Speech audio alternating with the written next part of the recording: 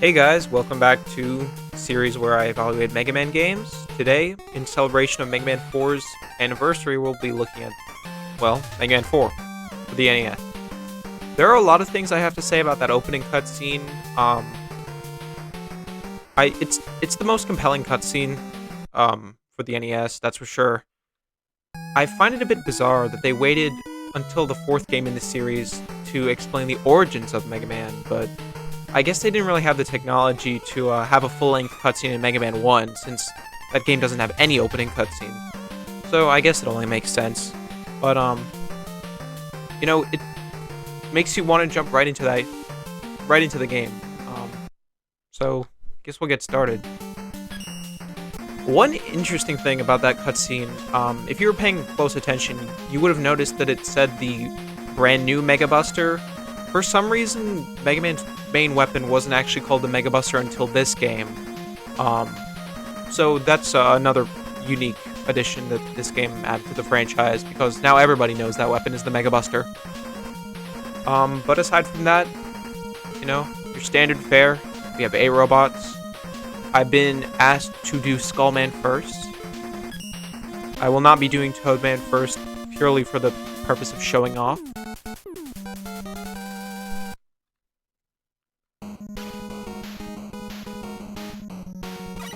I'll begin by saying right off the bat that this, on an objective level, is the best game on the NES as far as Mega Man goes. This game has it all. The mechanics are fluid, they're really good. You can see how smoothly he moves here. And, he can shoot as normal, but now we have a new move that wasn't in Mega Man 3, which is the Charge Buster. You hold down the fire button, flashes green, and then you unleash a more powerful shot. And this ability would stay with him until Mega Man 9, which for some reason also retconned the slide ability. But the Charge Buster is a pretty important part of his moveset as far as 4, 5, 6, 7, and 8 go. And we still have the slide. Everything's normal. In 4, Rush Coil operates the same as he did in Mega Man 3, which is just this single bounce. None of that Mega Man 5 weird Rush Coil stuff. Anyways, moving on to the actual stage. Mega Man 4 definitely has a lot better stage design than Mega Man 5. I can say that for sure right now. I mentioned it a lot in that evaluation, how a lot of the rooms are just empty hallways filled with enemies, but this stage has not only much more unique stages, but there are a lot better gimmicks, and there are a lot more gimmicks. There's not a single stage in this game that is as forgettable as some of Mega Man 5 stages. There's nothing on the level of badness that, Darkman 2, for example, the most forgettable stage, and one of the most forgettable stages in the franchise, probably. Anyways, I should probably be talking about the actual stage rather than trying to do a mega analysis.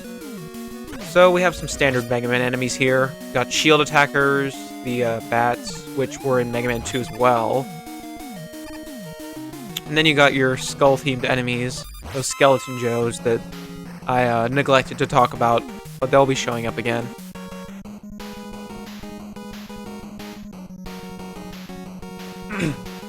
Here's Eddie. This is actually the first game he was in as well. And I'm not sure if I bothered showing this, but if you scroll the screen down without collecting the item, he'll spawn a different one. You can use this to get an easy E-tank. Excuse me. This room I've always considered to be a bit weird. The actual path is on the top here, but if you go to the right, it's just this very elongated room where you can get an E-tank. I always found this to be a really bizarre bonus area. One thing I should mention about the Charge Buster is that unlike in Mega Man 5, you don't actually lose it if you get hit, which I don't really have any opinion on that. It makes sense to me to lose the charge if you get hit because, I mean, it was a good balance idea that they have, but unfortunately in Mega Man 5 the Buster was completely broken anyways, so it clearly didn't pan out the way they intended. Then you have these enemies, which drop from the ceiling. They're, called, like, Imorms or something. Yeah. The places where they dropped aren't marked, which is a bit of a minus, but it's not a big deal since they won't drop on top of you. This jump is a little awkward. But this is a good challenge for E-tank grab, I think. It makes sense. Then you have to slide off. This stage is probably one of the most bare bones in the game. Pun not really intended, but now that I think about it, it's pretty clever. Not too many gimmicks here, just a lot of solid level design around enemies. Some bone-related gimmicks would have been probably a bit cool. In Mega Man Day in the Limelight 3, they never completed the game, but they had a design for Skullman stage that had these bone platforms that were kind of interesting. It would have been nice to see something like that in the actual Mega Man 4, but, you know, this isn't bad. Solid stage overall. The graphics in the last section here look really nice also. I love the red. There's a bit of cutoff going on with the tiles behind the boss door. Anyone who's played this game knows that Skullman has this kind of funny, unique property where if you don't move at all, he won't do anything. You just stay here forever and he'll never move. But let's start the battle proper. So, Mega Man 4's boss AIs are a lot better than Mega Man 5's. They're actually challenging for one, and their patterns are pretty okay for the most part, although some of them are better than others. Skullman here pretty much repeats the same two things over and over again. He'll fire volleys of 3 shots like you're seeing, and then he'll put up his shield. Doing quite a bit of damage, and then when his shield wears off, he'll walk towards you. The shots loosely try and angle themselves towards you, but you can see that the angle is pretty wide.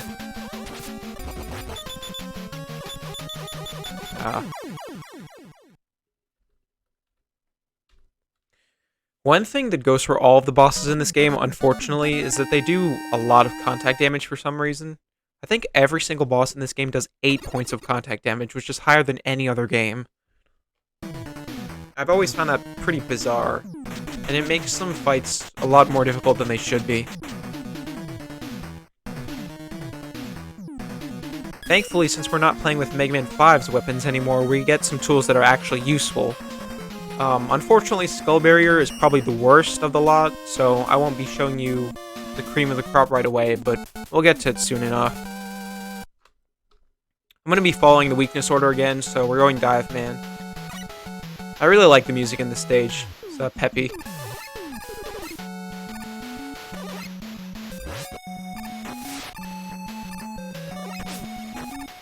Some of these jumps are a bit obnoxious, though, with these fish enemies. And then these indestructible mines over here. One thing I think I must have forgotten in my Mega Man 5 evaluation is that these enemies, which were in Wily Stage 2, I think, made their debut here, so they weren't even new enemies for that game. They just pulled them from here. So here's our first instance of a mini-boss, Moby here, that slowly pulls you. And what was the hitbox in that mine? I think that hit me from... I wasn't even close. Anyways, these rockets travel a bit too fast, and the way they home in on you is pretty strong. If you stand here, there's a safe spot, the rocket will just pass right over you. So that's how you, kind of... Yeah, you have to stand right here.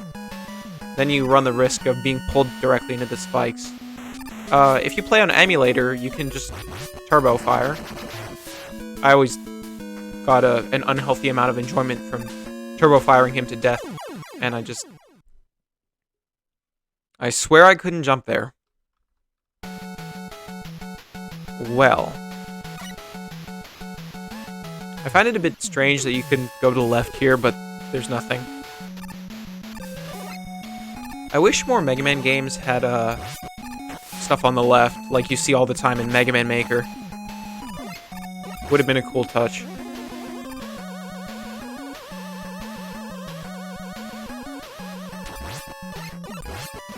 The main gimmick of the stage is the water, I guess, but I couldn't jump. I've never noticed that before. I've never had this issue. I don't think I'm doing anything wrong. That's really strange.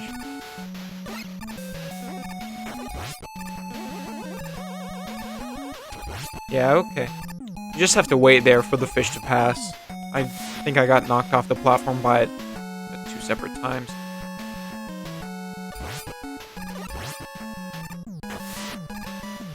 If you're really precise with your shots, you can pass that section no problem.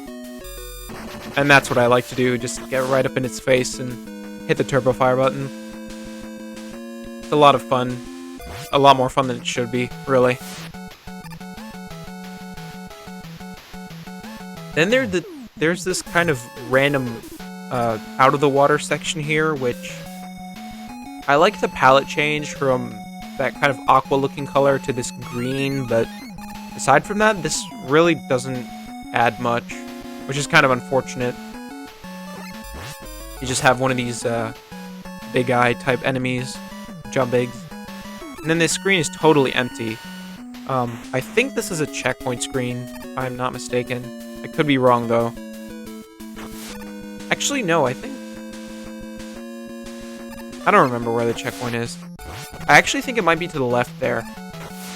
But, actually, I'll be able to show where the checkpoint is anyways, due to something in this stage that I'll be talking about briefly. And then another one of these Moby enemies. Not going to talk about that anymore. The, pattern on that thing is pretty basic, but it's likable. So, I know about this secret because I've played this game dozens of times, but I came to realize that this hole down here really doesn't look like it would contain anything in it if you're not looking out for, hidden items. But we can go down here, and it'll have a spike pit. Another kind of dick move if you're on the right there, you just instantly die. But, a pretty easy spike pit. And you pick up this suspicious-looking W item. Mega Man 4 has 2 optional items. We just picked up the W, or the wire, and there's a balloon hidden in another stage that I'll be getting later. And what this allows you to do, the wire, you can look up with the up button, and Mega Man does this funny face, and you can launch a wire, and it'll cling to ceilings, and it also damages enemies, which I didn't get to show off there, but it can damage enemies, although unfortunately I don't think that ability comes in handy anywhere in this game. But anyways, so the checkpoint was on the left there, meaning that screen just before it was completely empty for no reason. So that's a bit of a minus, but not really a huge detraction. I think Rockman 4 Minus Infinity might have spoiled me, but I always found it a bit weird how getting the wire items sent you back in the stage. Never really liked that. Especially because the balloon item sends you forward in the stage that it's in. So it always kind of felt a bit jarring. Got more of this tricky platforming here. How many lives do I have? 2. Alright.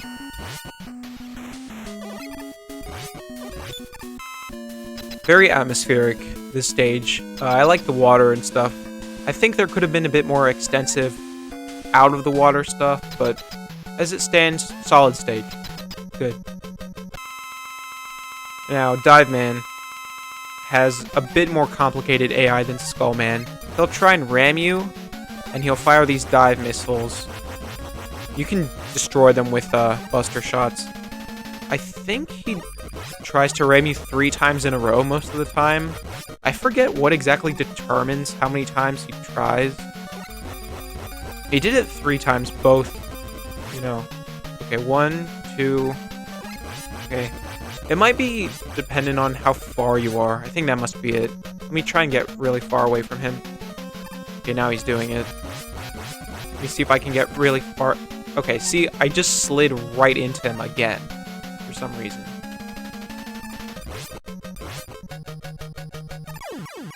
And, bizarrely, I forgot that was a thing, but the Skullberry just deleted his missiles. It didn't even destroy them. That's pretty odd. Although, I think the Skullberry does that to some other things in this game, which is bizarre. I think it does it to up and downs, for reasons I don't really understand. Getting into the better weapons here with Dive Missile, which is a solid homing weapon. Be able to show that off. And the weakness chain is going to bring us to Drill Man.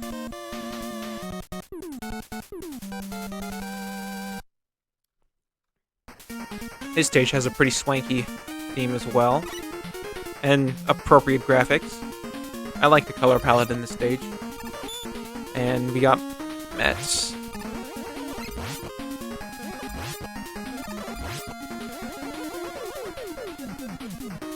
Pretty basic start here. Just enemies and big eye. I always really enjoyed trying to precisely hit enemies with the exact amount of shots necessary. And I've always liked this little part here, kind of going down into the cave with bats.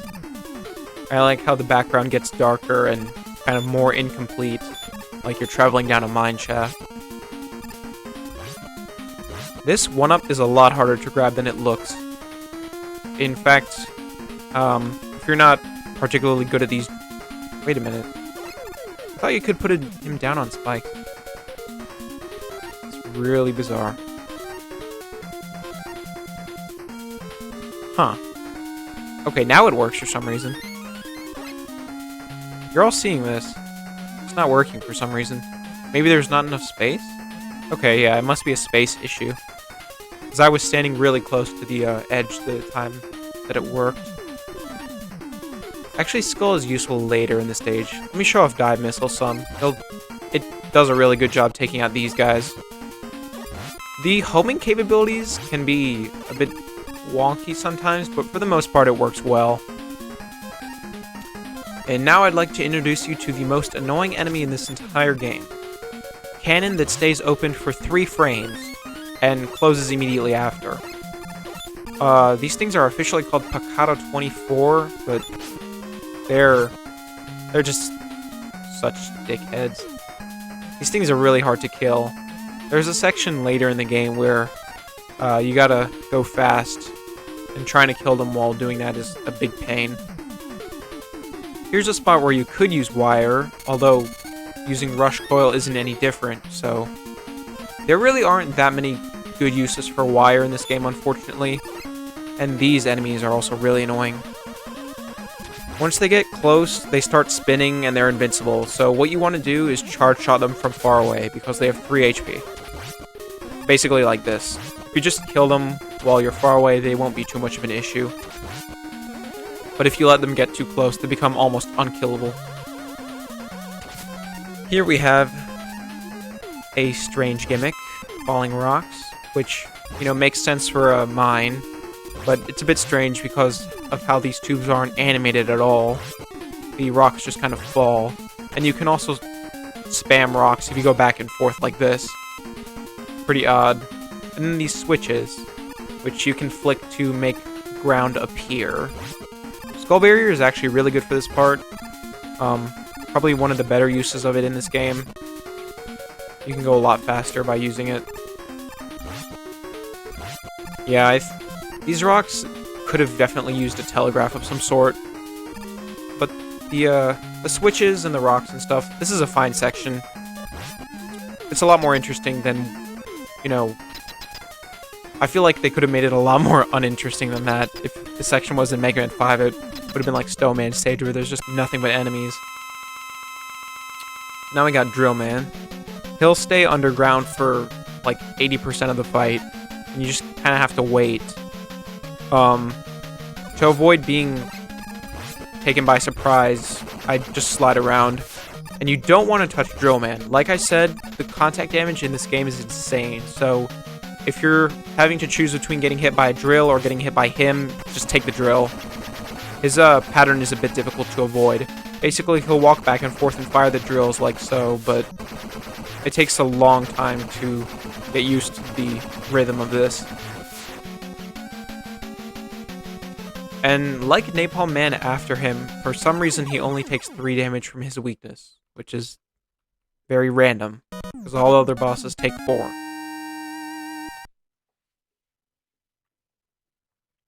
Well, except Ferryman, but he's a special case.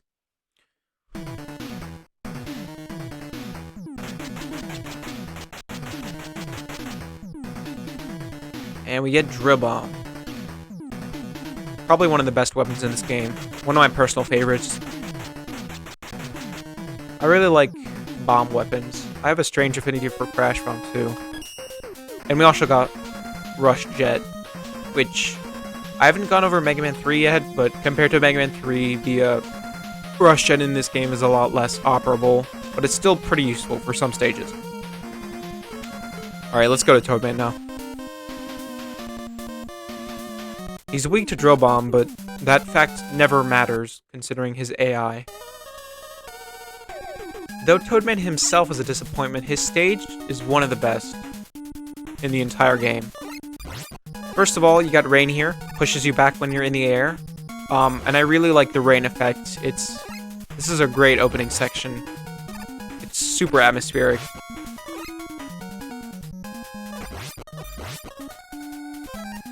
One miscellaneous fact about these falling umbrella enemies is that they die in one hit from every single weapon in this game. I don't know why, but it's true. Every single weapon can kill them in one hit.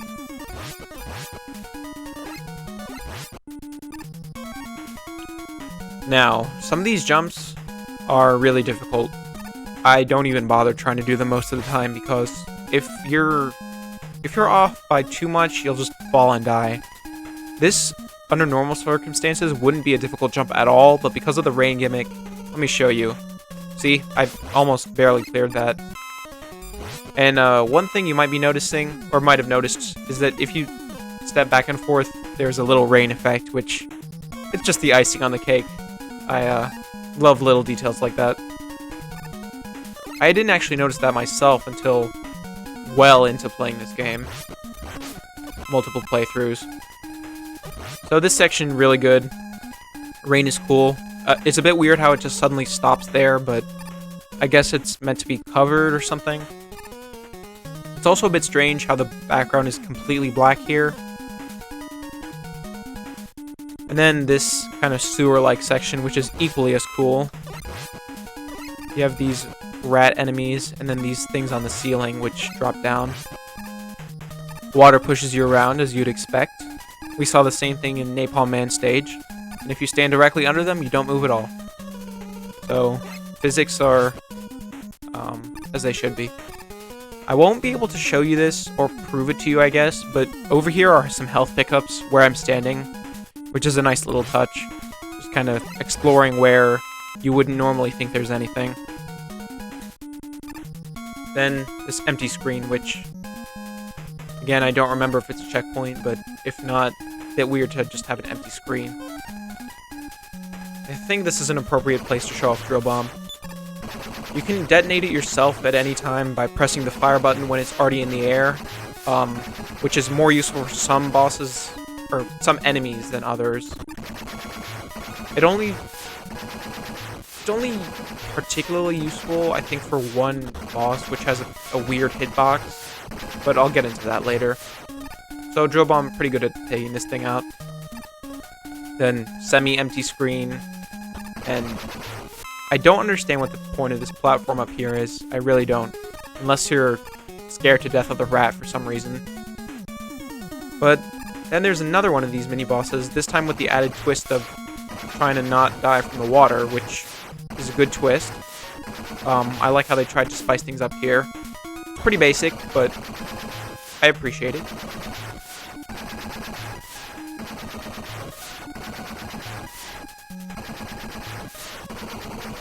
And that's game. The mini-boss pattern is acceptable. It kind of just does the same things over and over again, either fire its eyes at you or do the bomb. But I like the idea of the eye attack. It's humorous.